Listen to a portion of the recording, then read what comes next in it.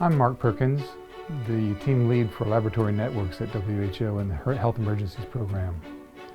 As we've already learned in Module 2, WHO has released a practical guide for UN country teams, the operational planning guidelines to support country preparedness and response. This guide is intended to provide immediate support to governments and partners in implementing their COVID-19 country plan. This applies during the period from now until April 30th. We've seen that the country guidelines are structured along 8 key pillars of the public health response, with underlying actions for enhanced country preparedness.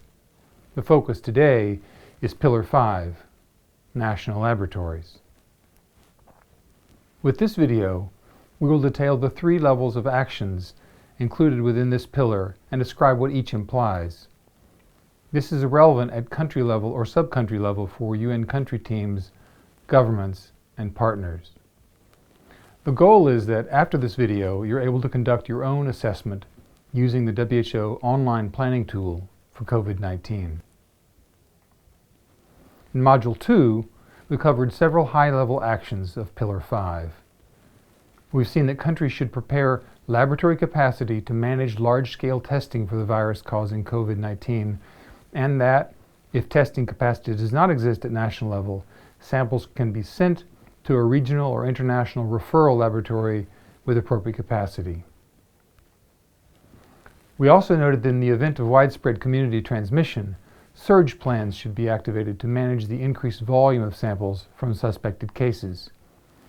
WHO can provide support to access relevant referral laboratories, protocols, reagents, and supplies. Let's now detail each of these 3 actions at the levels of prioritization.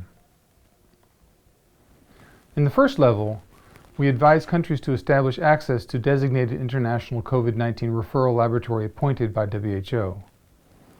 Countries will need to adopt and disseminate standard operating procedures as part of disease outbreak investigation protocols for specimen collection, management, and transportation for COVID-19 diagnostic testing.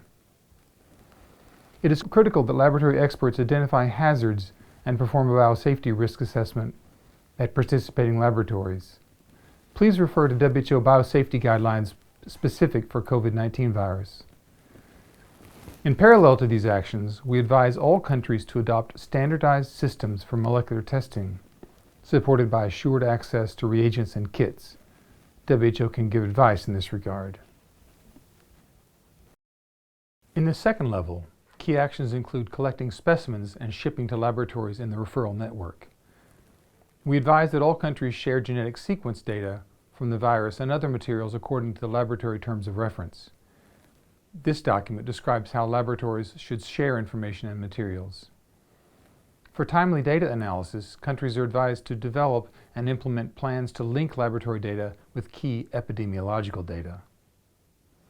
In anticipation of potential widespread COVID-19 transmission, it is also important to develop and implement surge plans to manage increased demand for testing and consider conservation of lab resources.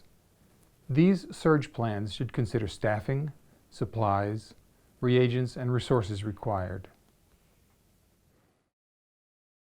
Third level actions include monitoring and evaluating diagnostics, data quality, and staff performance.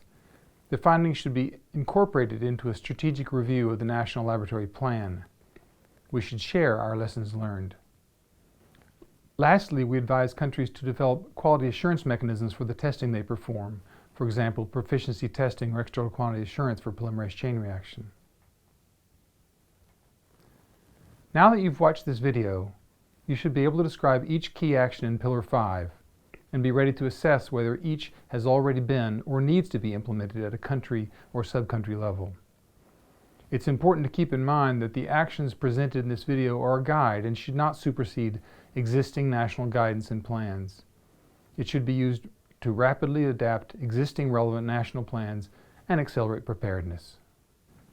For more information, you may access the Operational Planning Guidelines in the Additional Resources section of the training platform. You are now ready to begin the assessment using the WHO online planning tool for COVID-19. Thank you for watching this video.